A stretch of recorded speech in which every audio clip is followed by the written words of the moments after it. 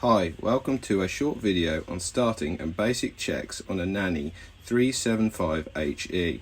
First, turn your water inlet on.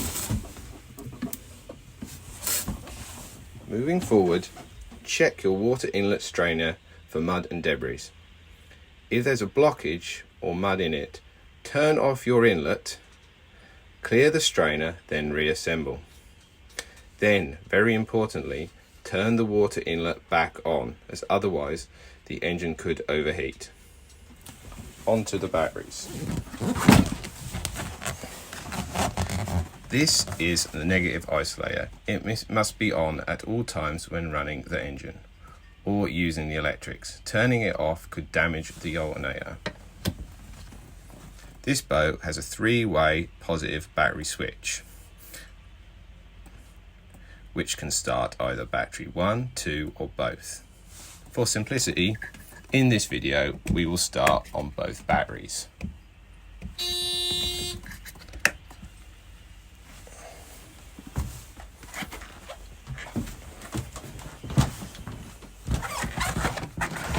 Moving on to some basic checks you can make every 5 to 10 hours. It is best practice to do these every time, but not essential. The engine coolant can be checked here.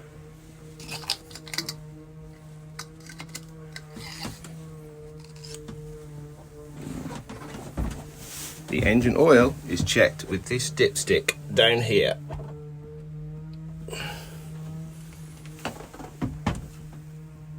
The gearbox oil can be checked with this dipstick.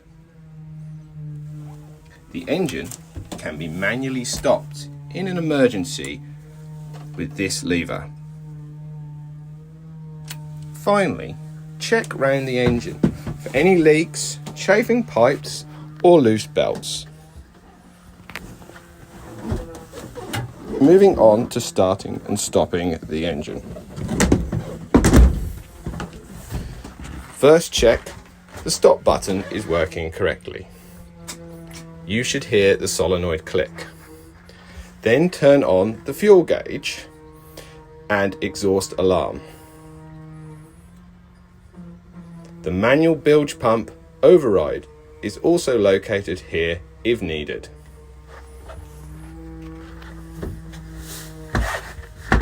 Depress and hold this button and move the lever a third the way forward, which I have already done.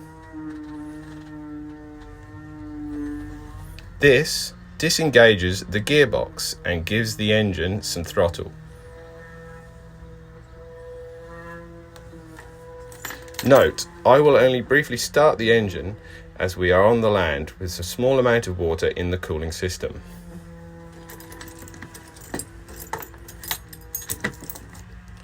Turn the key to position 1 to turn on the panel.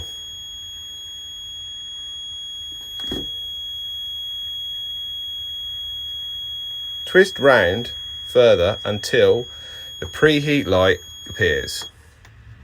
Always do this if the engine is cold. This may need to be held for 20 to 30 seconds.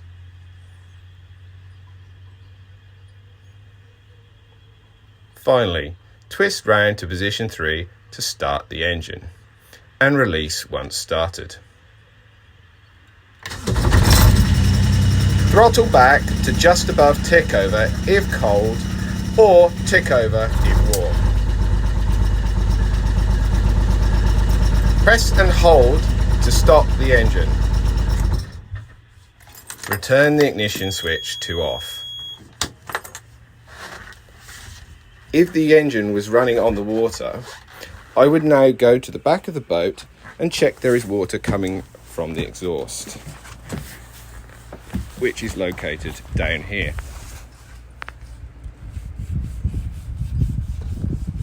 When you do this, watch for 30 seconds to make sure you are not looking at residual water in the system.